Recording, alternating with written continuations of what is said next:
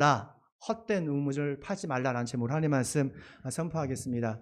예레미야는 제사장 출신의 예언자입니다. 예언자 그 예레미야가 사역했던 시대는 우리가 그 사역했던 목회 현장보다 한 10배는 더 어려웠던 정말 열악한 상황이었죠. 왜냐하면 남유다의 그 마지막 멸망 시기에 목회를 했기 때문에 그렇습니다.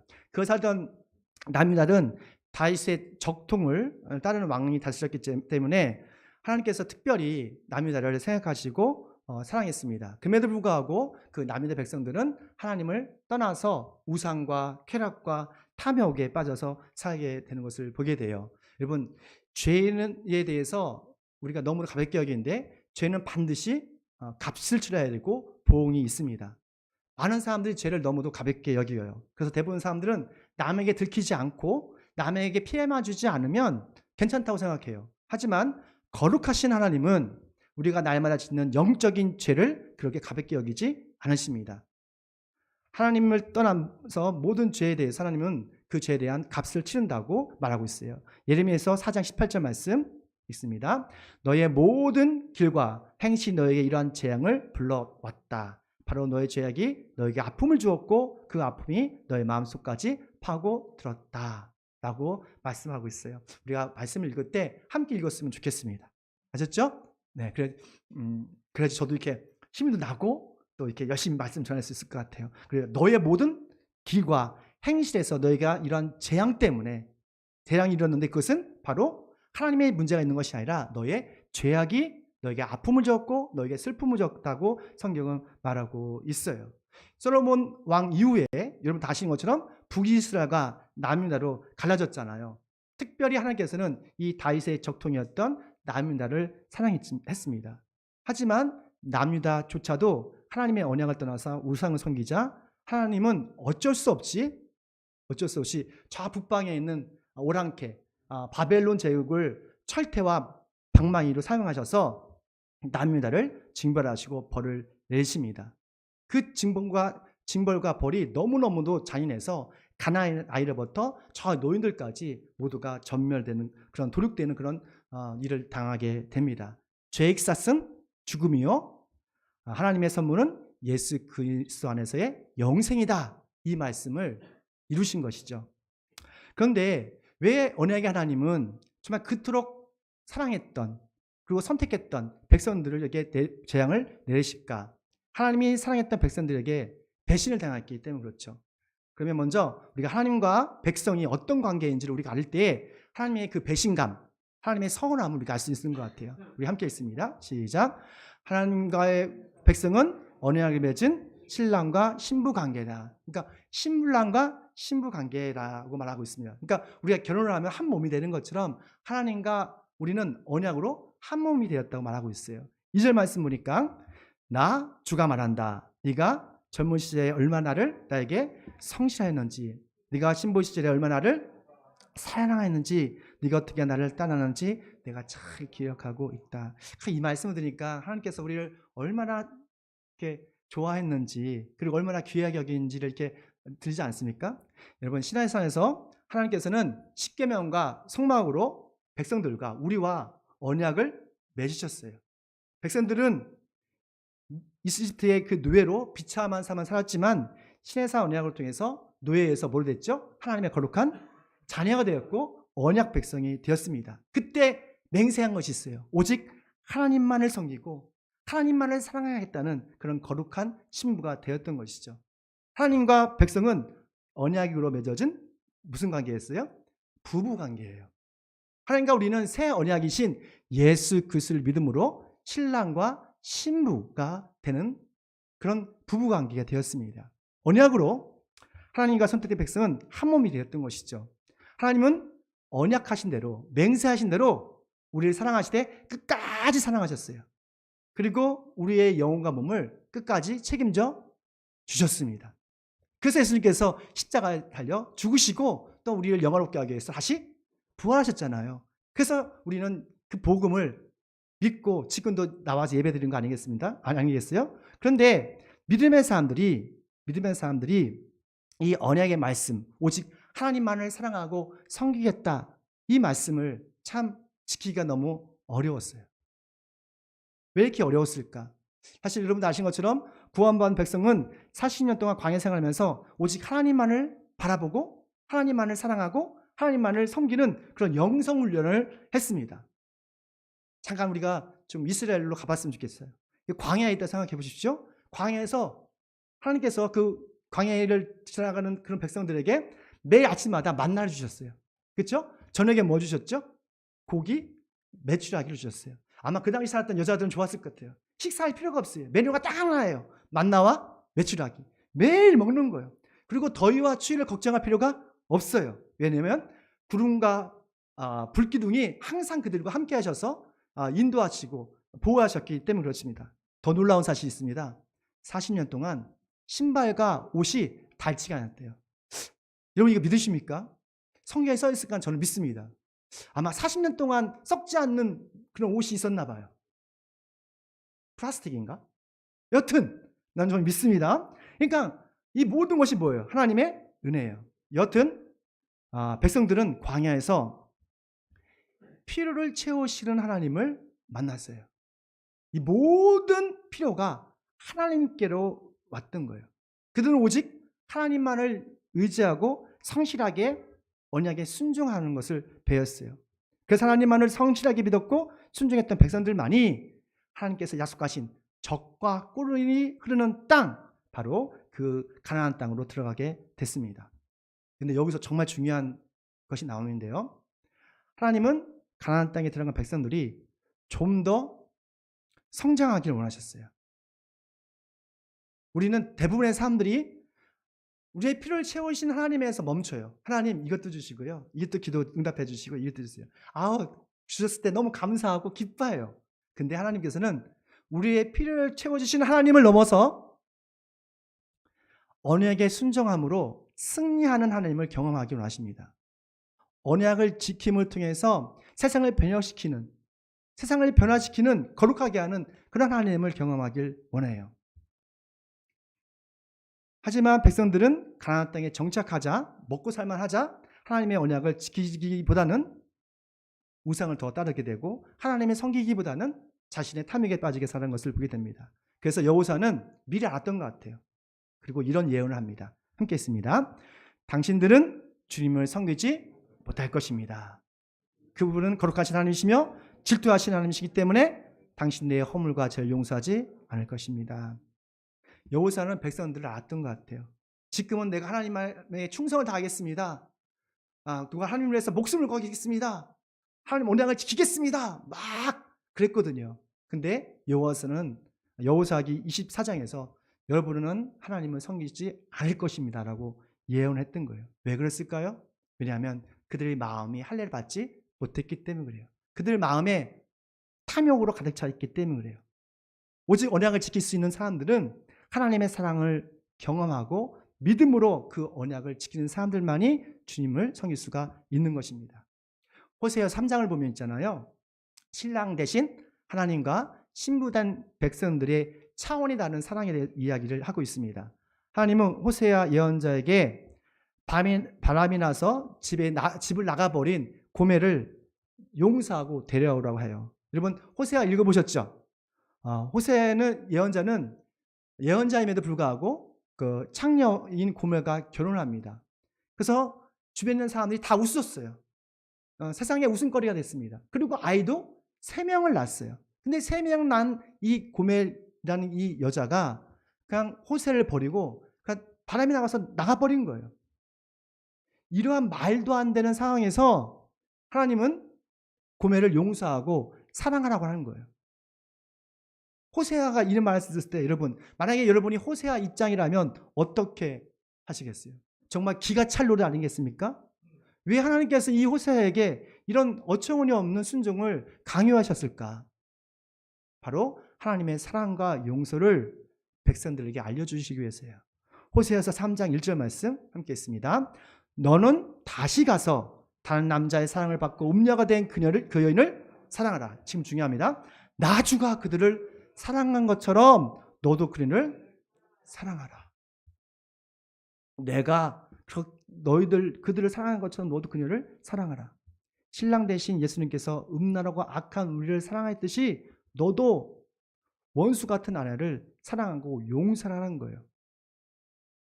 하나님은 신랑 호세 예언자와 바람난 이 신부 고멜을 통해서 하나님이 우리를 얼마나 사랑하시고 용서하신지를 깨닫게 하는 것이죠.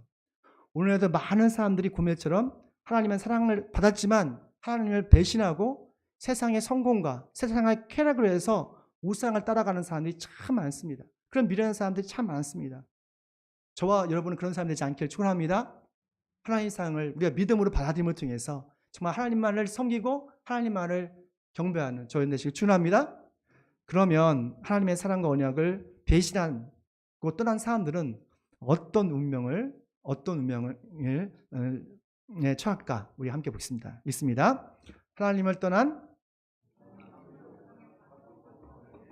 아멘. 하나님을 떠나면 행복할 것 같죠. 우리의 마음대로 살 수 있으니까, 우리의 욕마음대로 살 수 있으니까 행복한 걸 보이는데 합리적인 우상이 빠져서 허무한 인생을 살게 됩니다. 그 합리적인 헛된 우상을 만들어 놓고 우리 인생을 걸게 돼요. 5절 말씀입니다. 있습니다. 나에게서 멀리 떠나가서 헛된 우상을 쫓아다니며 자신들도 허무하게 되었다. 우리 함께 읽었으면 좋겠어요. 다시 한번 시작.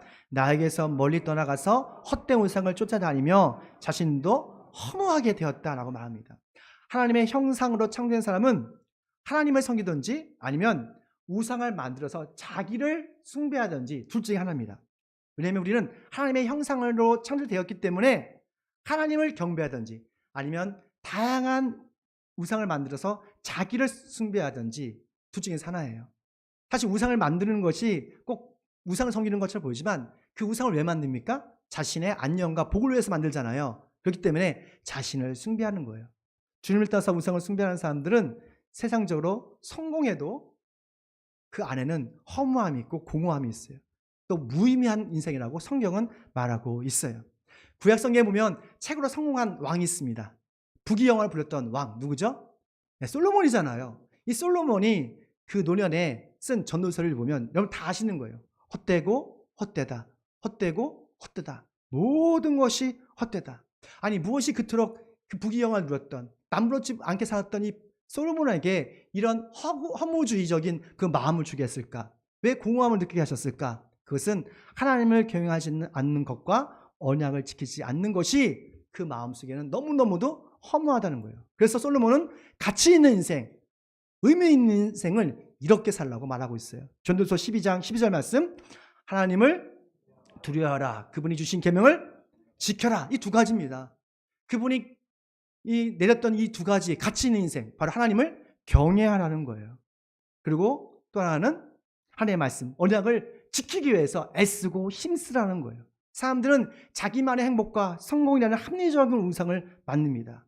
하나님을 떠나서 자신의 행복과 성공을 위해서 하면 하나님의 언약, 예배드리는 것, 이것을 너무너무도 쉽게 포기해요. 하나님의 언약이 뭐예요? 너무 간단한 거예요.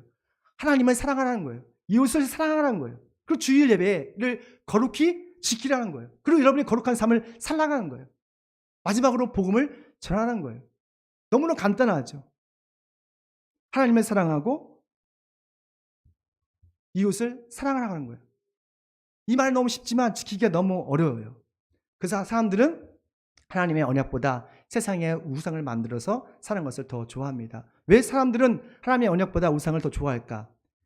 우상은 자신의 행복과 성공이라는 합리적인 변형된 모습으로 다가오기 때문에 너무너무 좋은 거예요.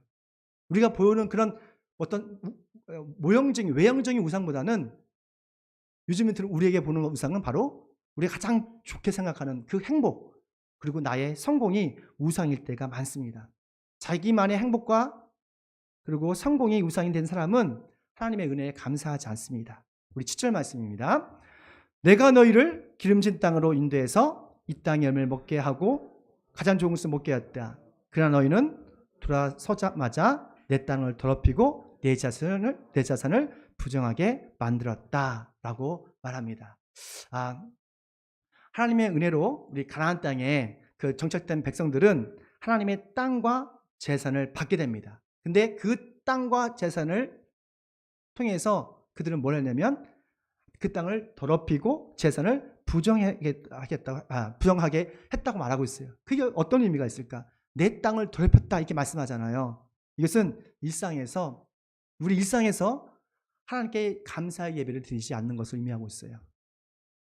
어떤 좋은 일이나 슬픈 일이 있을 때 하나님께 기도하고 감사하는 삶, 그러니까 예배의 삶을 살지 않았을 때 내 땅을 더럽혔다는 거죠. 그들은 가는 곳곳마다 뭘 세웠어요? 우상을 섬겼거든요. 우상을 만들었거든요. 자신의 행복을 위해서, 자신의 번영을 위해서. 또 하나는 내 재산을 부정하게 만들었다라고 말씀하시잖아요. 이것은 하나님께 드려야 할 예물을 정직하게 드리지 않고 자신의 탐욕만을 위해서 사용했다는 거예요. 하나님께서 에게 재산을 주셨는데 이것을 자신의 욕망을 위해서만, 탐욕을 위해서 사용했다는 것이죠. 하나님께서는 믿는 사람들이 예수 그리스도의 성품까지 성장하게 원하십니다. 즉 하나님의 형상대로 살아가기를 원하는 거예요. 그래서 광야 시대에서 하나님은 백성들에게 구원의 하나님, 그런 모든 필요를 채우시는 하나님을 경험하게 하셨습니다. 하지만 가나안 땅에 들어간 그 언약의 하나님은 언약에 순종해서 세상을 변혁시키는 하나님을 경험하기를 원하셨던 것이죠.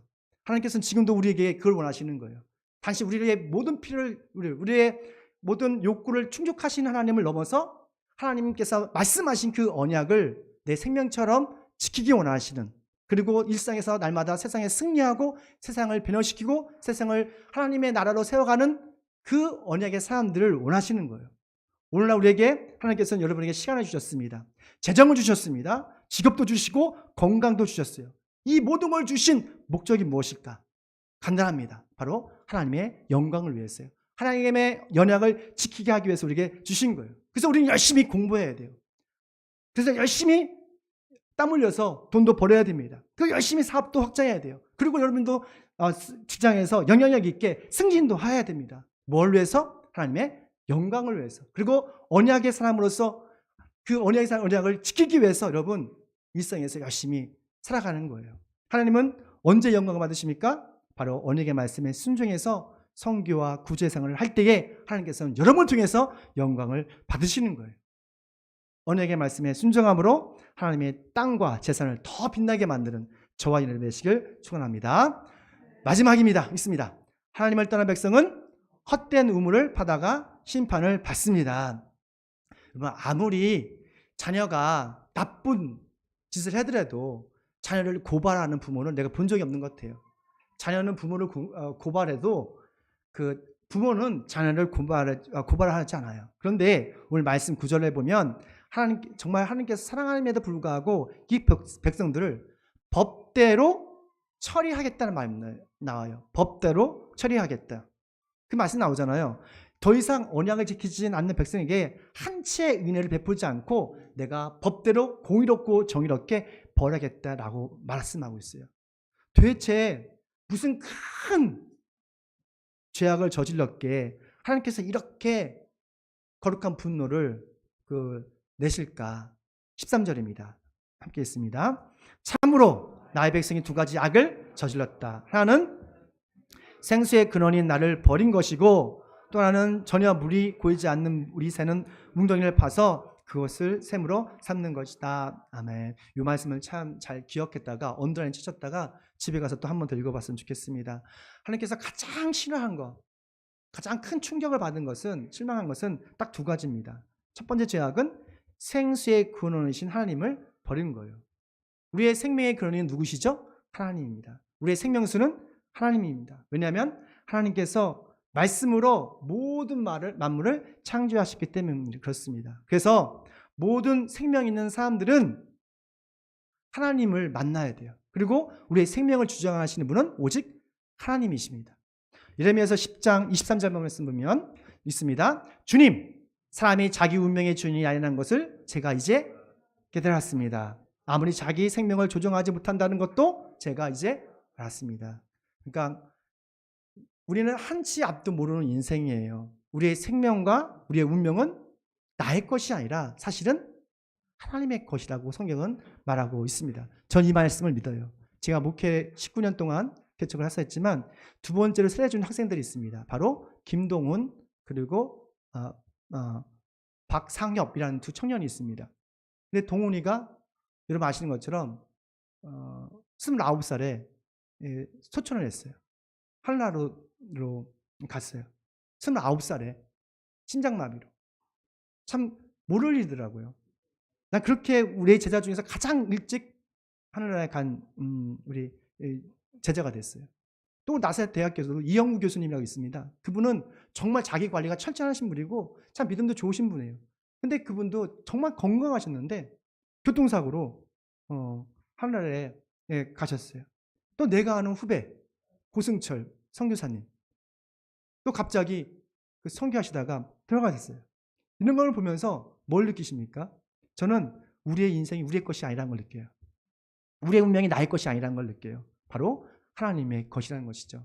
우리는 우리 인생을 사는 것처럼 보이지만 살아가게 되는 거예요. 주님 안에서 우리 인생은 능동태가 아니라 수동태예요. 사라지는 겁니다. 하나님의 은혜로 우리가 사라지는 거예요. 그래서 사람은 하나님께 돌아와야 돼요. 내가 하나님 없이 내가 나 혼자 잘 살 수 있습니다. 하나님 없이 날만 성공할 수 있습니다. 다 거짓말이에요. 우리 하나님 떠나서 아무것도 할 수 없어요. 우리 하나님께 들어와서 뭘 마셔야 돼요? 영혼의 생명수를 받아 마셔야 돼요.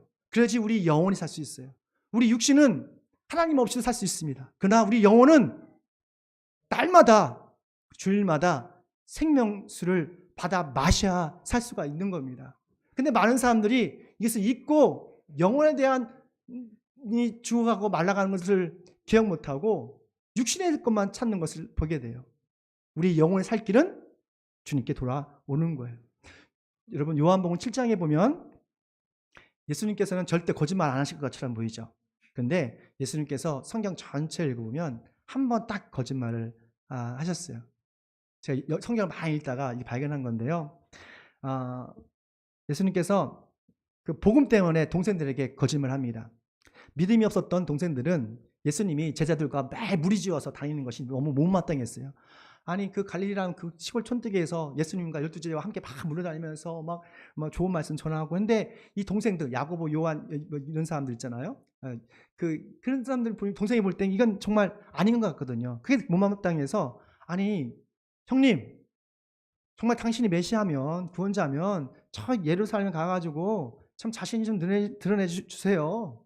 그런 말을 합니다. 그래서 예수님께서 아니야 나 안 갈 거야 라고 말씀하셨어요. 그게 초막절이에요. 초막절에 나 안 갈 거야 라고 말씀하셨습니다. 그런데요 예수님은 아무도 모르게 동생들 모르게 혼자서 그 예루살렘에 올라가서 복음을 전하십니다. 예수님도 하나님의 시간 절기죠. 이 절기 소정을 아셨던 것 같아요. 그리고 그 절기에 맞춰서 복음을 전하셨습니다. 그때 동생들을 속이면서까지 하신 말씀이 바로 이 영혼의 생명수에 대한 말씀이었어요. 요한복음 7장 37절 말씀 함께 있습니다. 시작. 목마른 사람은 다 내게로 와서 마셔라. 나를 믿는 사람은 그의 배에서 생수가 강물처럼 흘러나올 것이다. 할렐루야. 목마른 사람들, 영혼의 목마른 사람들은 산으로 들로 놀러가는 것이 아니라 주님께 오라는 거예요. 그리고 하나님의 말씀을 들으라는 거예요. 그러면 이 배에서 생수가 넘쳐난다는 거예요. 누구를 의미하는 겁니까? 성령님을 의미하는 거예요. 그러니까 예수님께 들어와서 나의 잘못, 나의 실수를 잘 회개하면 예수님의 보혈로 우리를 깨끗게 하시고 현재, 과거, 미래의 모든 가지도 용서해 주실 뿐만 아니라 우리 마음속에서 자유함을 주시는 거예요. 기쁨을 주신다는 거예요. 그리고 하나님의 영광을 성령을 충만하게 채워주신다고 약속을 하셨습니다. 여러분 주님께 돌아오십시오. 그리고 주님께 예수님의 보혈을 믿고 회개를 하십시오. 그리고 자유함을 누리셔야 됩니다. 그리고 그 여러분의 이 배에서 정말 생수와 강같이 흐르는 그런 축복을 누리시길 축원합니다. 두 번째 제약 보니까 헛된 우물을 파면서 샘물을 산다는 것입니다. 이 헛된 우물은 하나님보다 더 의지하는 우상이에요.